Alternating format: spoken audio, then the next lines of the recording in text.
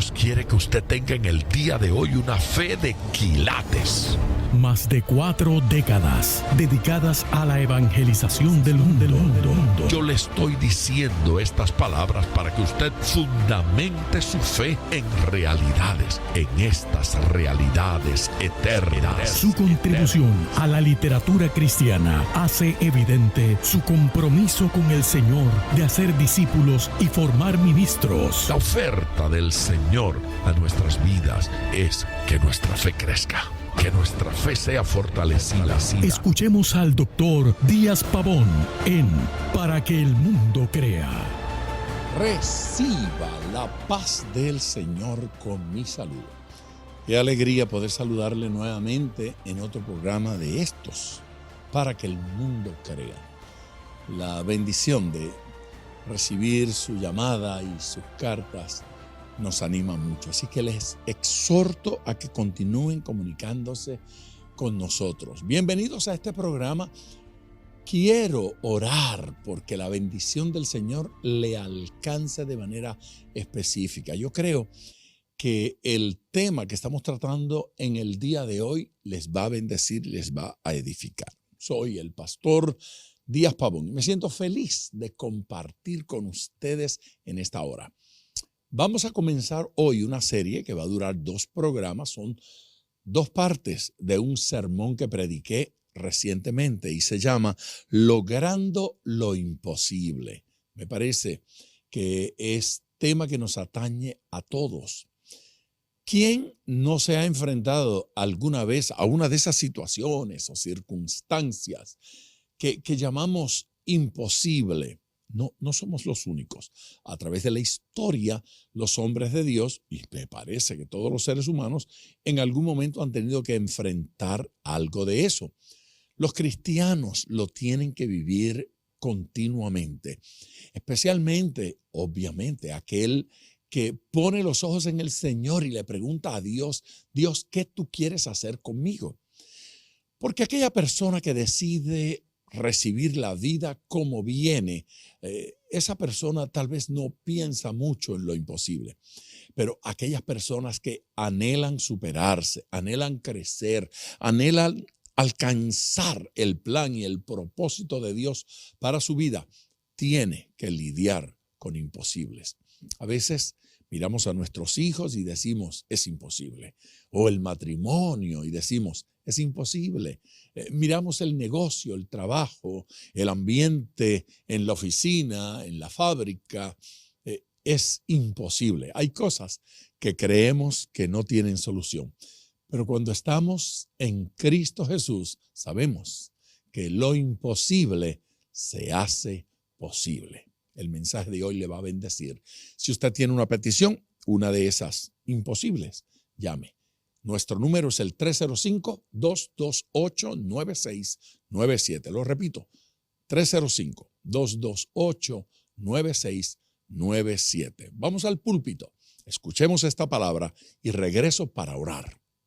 Lo imposible a veces resulta posible y usted no sabe cómo, pero cuando frente a nosotros tenemos una escena que es totalmente imposible, ponga manos a la obra. Amén. Ponga manos a la obra. Actívese, funcione, inténtelo, que puede suceder algo que le va a sorprender. Lo que no se puede hacer es sentarse. Lo que no se puede hacer es deprimirse. Lo que uno no puede hacer es darle la espalda. Evangelio según Mateo, capítulo 28 y versículo 19. Por tanto, y voy a leer solo la primera parte del versículo, id y haced discípulos a todas las naciones. El auditorio que estaba recibiendo estas palabras del Señor era pequeño, no era muy abundante. Allí estaban los apóstoles, 12 apóstoles, 12 discípulos del Señor que están recibiendo la gran encomienda. Lo llaman la gran comisión. También se le pudo haber llamado el gran imposible, porque era imposible. Comisión imposible, sin posibilidades. Seguramente la primera reacción de los discípulos debe haber sido asombro, porque es asombroso que el Señor nos esté mandando a evangelizar, dice aquí, a todas las naciones. No era a algunas naciones, el mandato era ¿a qué? A todas las naciones. Era como para mirarse los unos a los otros y preguntar, ¿nosotros? ¿Nosotros 12? Alguno diría, bueno, tenemos el otro equipo. El Señor tenía un segundo equipo, aparte de los 12, que se llamaban los 70. Estos eran los de la avanzada. Eran 70 hermanos que llegaban a las ciudades antes que Jesús. Llegaban allá a orar por la gente, a predicar, a evangelizar, a orar por los enfermos, a reprender los demonios. Esos 70 además anunciaban que Jesucristo venía en camino y decían cuándo el Señor iba a llegar a la ciudad. Así es que el ambiente estaba creado, era una atmósfera tremenda cuando el Señor ya entraba a ese lugar. 70. Pero el problema es que durante el ministerio de Jesús, 3 años y meses, apenas habían alcanzado parte de Israel, parte de un país pequeñito, un país que hace un rato mi nieto Matthew me dijo, abuelo, ¿a dónde vas este año? Y le dije, este año voy a Brasil, el año que viene. Él dijo, aquí está Brasil, porque tenía un mapa del mundo en las manos. Aquí está Brasil. Le dije, voy a Venezuela. Aquí está Venezuela. Voy a España. Acá está España. Voy a Israel este año. Y él no encontraba Israel. Y estuvo buscando, y yo le dije el área del mundo donde estaba, pero no podía encontrar Israel, porque es un país pequeñito. Ese país pequeñito Jesucristo no lo evangelizó en la totalidad, ni siquiera con la ayuda de los 12, ni siquiera con la ayuda de los 70 en 3 años y tanto de trabajo ministerial y de trabajo evangelístico. Y ahora a este pequeño grupo, a veces con actitudes pusilánimes, cobardes, dejados, que andaban con ciertas peleas entre ellos, habían chismes y comentarios impropios entre los discípulos. Es decir, no eran perfectos. ¿Alguien se sorprendió? Nadie se sorprendió. No eran perfectos. ¿A nosotros nos estás dando esa encomienda? ¿A nosotros nos estás encargando la evangelización del mundo? Señor, ¿no tendrás tú mejores opciones? ¿No habrá gente mejor preparada que nosotros? Habían varios problemas reales. La tarea era mundial, al mundo entero. Había escasez de obreros. Con los que tenemos no es suficiente. Eso suponía un problema logístico. ¿Cómo hacemos para cubrir todo el mundo? Y ellos no tenían todavía conciencia de que existían las Américas. Sin ese nombre todavía, pero ni sabían que eso existía. Así es que el mundo conocido, aquellos continentes, enormes continentes, tenía que ser motivo de asombro, tenía que ser impresionante estar usted con un grupito que luce insignificante, un grupo que no parece tener los mayores recursos, y recibir una comisión como esta: id y haced discípulos a todas las naciones. No es posible, Señor, es imposible. Pero me parece que hoy hemos pasado del asombro al temor. Ya no solo estamos asombrados de la gran comisión, ahora parece que tenemos miedo. Supongo que más de una persona preguntará, ¿y cómo se hace? ¿Y qué recursos tenemos? ¿Y con qué contamos para realizar una tarea de esta naturaleza? O simplemente más de uno dirá, es que a mí no me gusta hablar de religión con la gente. Hay dos cosas que yo no le hago a un amigo: hablarle de política o hablarle de religión, porque son cosas que se parecen mucho. Yo espero que usted ya no vuelva a decir amén cuando yo haya terminado de predicar. Dos cosas que yo no hago: a mis amigos no les hablo de política, no les hablo de religión. Jesucristo no los mandó a hablar de religión. Jesucristo no los mandó a hablar de política. Jesucristo los mandó a hablar de eternidad, de su salvación, de nueva vida en Cristo. Esa es la gran comisión, la enorme comisión que le fue dada a aquel grupito y que nos es dada a nosotros también. Vayamos al libro de los Hechos, por favor. En el capítulo 15 y versículo 14. Allí se reflejan dos cosas. De un lado, un remanente fiel. Es decir, una gente que dijo, es imposible, pero vamos adelante. Es imposible, pero vamos a intentarlo. Es imposible, pero esforcémonos. Versículo 14. Está hablando aquí Jacobo, uno de los hermanos de Jesús, el que escribió la carta de Santiago en el Nuevo Testamento, uno de los que creyeron después de la resurrección. Señor, présteme atención, fíjese bien. Sí, con usted estoy hablando, o sea, con todo usted. Aquí, fíjese conmigo. Este Santiago es el que no creyó a pesar de los sermones de Jesús. Este Santiago es el que no creyó a pesar de los milagros de Jesús. Este Santiago es el que no creyó a pesar de las revelaciones que había tenido su madre. ¿Por qué es tan importante para mí este señor Santiago, este Jacobo? ¿Por qué es tan importante? Bueno, porque para mí es significativo decirle a usted en el día de hoy y decirlo constantemente: Jesús personalmente no pudo convencer a Santiago. Santiago se crió diciéndole a Jesús cositas como, por ejemplo, tú no querías predicar en Jerusalén, ahora echa para allá. Cuando lo estaban buscando, dale, mete mano.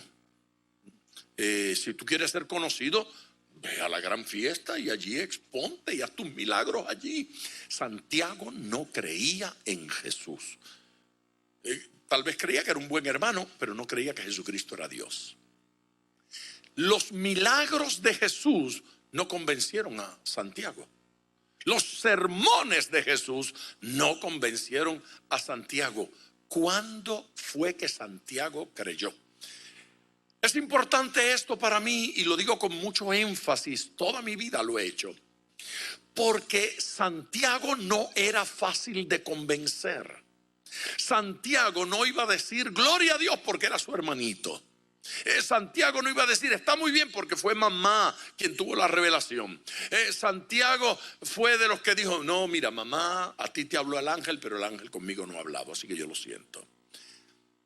Nada de esto, ni ángeles, nada, ni milagros convencieron a Santiago. ¿Qué cosa convenció a Santiago? La resurrección de Jesucristo. Cuando Jesucristo resucitó, Santiago se derritió y dijo, uy, es verdad, tú no eres mi hermano, tú eres mi Dios, tú eres mi Señor. Lo adoró, le sirvió, aleluya. Santiago es el que está hablando en el capítulo 15 de los Hechos porque ha habido algunos problemas. Ya les dije que los discípulos no eran perfectos. Eso es como una noticia muy grande en el día de hoy. No eran perfectos. Ahora, no solamente no eran perfectos, sino que después de ser llenos del Espíritu Santo y estar ministrando y cumpliendo la gran comisión, todavía sus defectos se ponían de manifiesto. Todavía habían peleas y situaciones entre ellos. Tuvieron que llegar a Jerusalén y Jacobo, este Santiago, fue el que tuvo la palabra sabia para armonizar las peleas entre Pedro y Pablo, especialmente entre los discípulos de Pedro y los discípulos de Pablo. Había una guerrilla allí, así que no le parezca extraño que en su iglesia también ocurra. No le parezca extraño que en su casa también ocurra. Es que yo soy parte del ministerio tal en la iglesia, pero allí hay ciertos conflictos. Pues seguro, si Jesús no pudo acabar con los conflictos entre los 12, ni después de bautizados con el Espíritu Santo, ni después de ser predicadores consumados, conocidos, importantes, influyentes, ni después de haber escrito texto bíblico, cartas de la Biblia, todavía tenían sus conflictos. Eso no es extraño. Pero a pesar de eso, este evangelio siguió siendo predicado. Leo el versículo. Simón, hablando de Pedro, Jacobo dice de Pedro: Simón ha contado cómo Dios visitó por primera vez a los gentiles para tomar de ellos pueblo para su nombre. Observe esto. A pesar de todos los inconvenientes que tenía realizar la gran comisión, lo que Jacobo está diciendo es: Pedro no se detuvo por eso. Pedro siguió predicando y dice, y trascendió, salió de los judíos, salió de Israel y fue a predicarle a otros pueblos, a otras razas. Fue el instrumento para que otros entraran y llegaran a ser parte del pueblo de Dios. Pero no lo dice así simplemente, dice para tomar de ellos pueblo para su nombre, para tomar de ellos pueblo para que hicieran lo mismo, para tomar de ellos gente y recursos para que ellos también anunciaran el evangelio. Esta gente comenzó a predicar contra todo pronóstico, comenzó a predicar donde no tenía sentido lo que estaban haciendo. La gran comisión nunca la van a cumplir. Más de uno se sentía inteligente. Ustedes no van a llegar a todos los hombres. Bueno, eso fue lo que dijo el Señor, que llegáramos a todos y allá vamos. Aleluya. Yo de vez en cuando escribo en mi Facebook hasta que el mundo crea, y tengo por ahí un amigo que de vez en cuando se me enoja. Nunca van a creer. Está bien. Ya yo le di la razón. Es posible que nunca crean.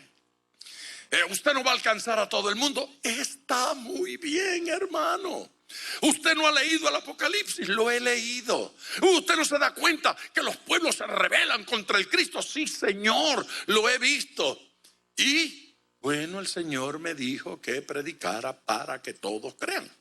Entonces, como Él me dijo que hiciera eso, contra todo pronóstico, yo lo voy a hacer. Yo voy a predicar. Pero yo tengo una historia que contarle. Esta gente comenzó a predicar. Esta gente comenzó a ministrar. Y ocurrieron cosas extrañas, contradictorias. Pedro predica en Pentecostés y se convierten miles con un solo mensaje. Pedro nunca había vivido esa experiencia. ¡Qué extraordinario! Un solo sermón. Miles de vidas vinieron a los pies de Cristo. La iglesia pasó de ser una iglesita de veintenas a ser una iglesia de millares en un día. ¿cómo es posible? Pero luego, en el mismo libro de los Hechos, capítulo 17, el apóstol Pablo llega a Atenas. Él llegó al famoso Areópago. Era el lugar donde años antes se celebraban los juicios. Era un lugar de una importancia tremenda. Para entonces se usaban para asuntos de educación y para asuntos religiosos. Pablo entró allí y tuvo la oportunidad de enseñar y de predicar. Y predicó en el Areópago. Ese es el lugar donde usted quiere ser filmado mientras predica. Ese es el lugar para dar autógrafos. Yo prediqué en el Areópago. Se burlaron de él, le dieron la espalda, lo maltrataron. Deja de parlotear tanto y cállate. Ven otro día para escucharte sobre eso de la resurrección. Se burlaron. Uno de ellos, un areopagita, creyó. Uno. Un par de otros de los que estaba por allí medio lejito y algunas mujeres. Dice, y el pobre Pablo salió de aquel lugar ¿cómo? No salió decepcionado, porque su tarea no era obligarlos a creer. Su tarea era proclamar este evangelio, y lo había hecho. Así es que Pablo salió de allí diciendo: yo prediqué el evangelio, yo anuncié las buenas nuevas. En ocasiones se convertirán miles, como en el caso de Pentecostés, y en otras ocasiones se convertirán muy pocos, o nadie se convertirá. Pero eso no es lo importante. Dios no me envió a salvar al mundo. Dios me envió a anunciar las buenas nuevas de salvación. Lo imposible de frente, avance. Cuando tenga lo imposible de frente, ponga manos a la obra. Avance de lo imposible hacia lo posible. Mire cómo dice en el Evangelio según Juan, capítulo 14, versículo 12. De cierto os digo, un alto. Cuando Jesús utiliza esa expresión es porque Él quiere decirnos sin lugar a dudas. Sin lugar a dudas. No hay margen de error. No se engañe nadie. Esto es absolutamente cierto. De cierto os digo. Escuche, el que en mí cree, las obras que yo hago, él las hará también. Y aún mayores hará, porque yo voy al Padre. Si lo de la gran comisión fue asombroso, esto sacó la bola del parque. Usted puede prestar atención acá y conversar después. Preste atención, por favor. Si lo de la gran comisión fue grande, fue asombroso, fue como para decir imposible, no hay cómo, no me diga una cosa así, esto es peor. Ahora Jesús está diciendo a los discípulos, y esto ocurrió antes, ¿sabe? Pero el orden en que lo compartimos, lo alteramos. Jesús le está diciendo a los discípulos: las obras que yo hago, ustedes las harán también. Es como para escuchar la voz del Señor. Es como para prestar atención y después decir: ¿cómo dice que dijo? Aprendimos de Cantinflas. No es posible. ¿Cómo vamos a hacer nosotros las mismas obras que tú? ¿Cómo nosotros vamos a hacer cosas como las que tú haces? Estamos hablando con aquel que resucitaba a los muertos. Estamos hablando con el que abría los ojos al ciego, los hacía caminar a los cojos y paralíticos. al que sanaba la gente de tantas enfermedades, echaba fuera demonios. Estamos hablando con el que caminó sobre las aguas. Estamos hablando con el Dios todopoderoso, hecho hombre. Y él le dice a los discípulos: las obras que yo hago, ustedes las harán también. Imposible. Está bien, es imposible, pero oiga, Señor, ponga manos a la obra. Oiga, joven, ponga manos a la obra. Escúcheme, señora, ponga manos a la obra, porque Dios quiere que avancemos de lo imposible hacia lo posible. Amén. Era imposible ganarse al mundo. Era imposible hacer obras mayores. Era imposible hacer las mismas obras del Señor. Pero luego de estos versículos encontramos a Pedro con Juan entrando al templo y frente a un hombre paralítico. Las palabras fueron precisas: no tengo oro ni plata, pero lo que tengo te doy. En el nombre de Jesús de Nazaret, levántate y anda. Aleluya. El hombre se levantó y anduvo, se movió, estaba sano. Ese mismo caminaba por las calles, y cuando su sombra tocaba a un enfermo, enfermos eran sanados. Tan real era que algunas personas esperaban que él pasara para sacar a los enfermos, para ver si la sombra de Pedro hacía contacto con algún enfermo. Hace unos años estaba yo predicando en México, en una carpa enorme, una carpa que sentaba más de 12,000 personas.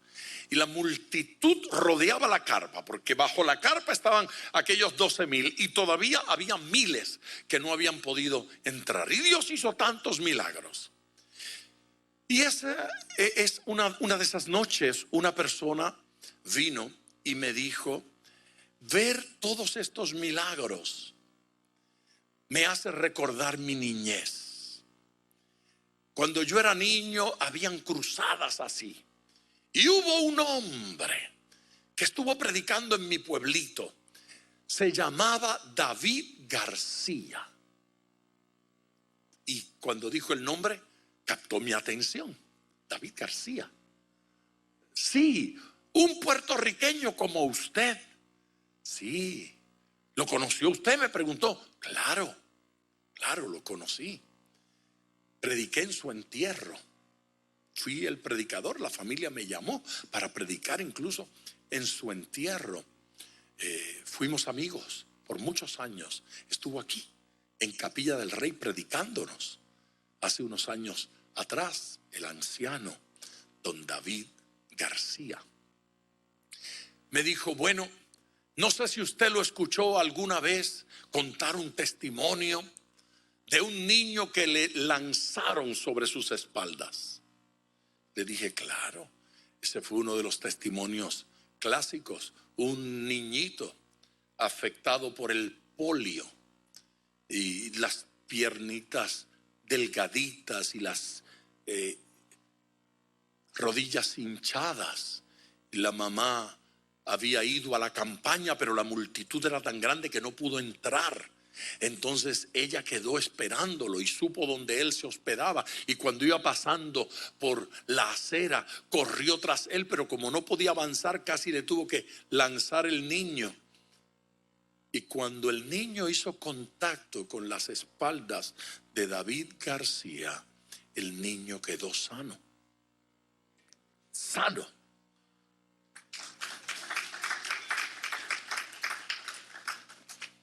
Entonces, usted conoce la historia. Sí, yo conozco la historia, ¿cómo no?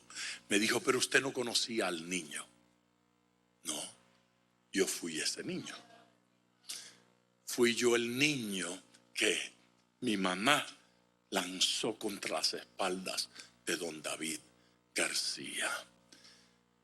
Las obras que yo hago, las haréis también.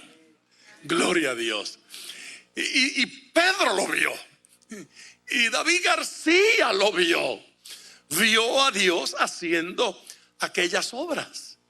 Pero entonces Jesús todavía volvió a batear y dijo: y aún mayores haréis. Y uno dice: no es posible. Ahora sí, Señor, ahora sí exageraste demasiado. ¿Cómo que mayores haréis? Ustedes van a hacer cosas que yo no he hecho. Escúcheme bien, iglesia.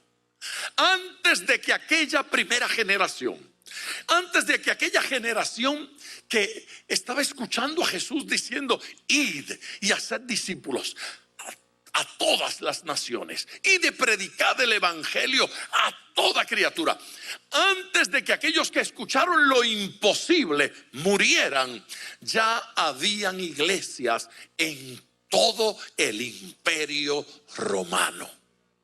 Lo imposible comenzaba a suceder. Jesús no había predicado en otros países, ellos sí. Jesucristo no había fundado iglesias, ellos sí. Jesucristo quedó con 12 apóstoles, ellos ya tenían cientos de apóstoles. A Pablo le nacieron más hijos, y a Pedro y a Juan y a los otros apóstoles, otros que comenzaron a ir a donde ellos, los apóstoles, tampoco habían llegado. Se multiplicaron los evangelistas, y cosas que Jesucristo no había visto, estos comenzaron a ver. Aleluya. De Jesucristo solo lo recordamos una vez escribiendo, y eso en tierra. Pero el apóstol Pedro, el apóstol Juan, el apóstol Pablo escribieron cartas que Jesús nunca escribió. Cartas que se multiplicaron, y cuando parecía que ya los copistas no eran suficientes y escribirlas a mano era tan difícil, al Señor se le ocurrió darnos una cosa que se llamó imprenta. Y tuvimos la imprenta, y vino de parte de Dios. Aleluya. Y el primer libro que fue impreso fue la Biblia, y se multiplicó. Con ustedes ya en tiempo de oración. Hermosa palabra, poderoso mensaje y edificante, nutritivo. Si usted se anima a orar por aquellas cosas que había abandonado, aquellas cosas que había pensado, eso no lo puedo lograr, eso no lo puedo alcanzar, sepa que fue el Señor Jesucristo quien dijo que si creemos, si somos capaces de creer, haremos cosas grandes, cosas mayores, cosas de dimensiones extraordinarias. Llame ahora, permítame orar por su petición. El número es el 305-228-9697. 305-228-9697. Padre eterno, oro con este pueblo, Señor, que nos comparte en el día de hoy a través de correos electrónicos, a través de las redes sociales y a través del teléfono, sus peticiones. Gracias por la respuesta hermosa que tenemos a cada programa y a cada mensaje, a cada enseñanza. Yo te pido, Señor, que obres milagros en el día de hoy, el milagro de la transformación, el milagro del cambio, el milagro de ver e interpretar las circunstancias de forma diferente.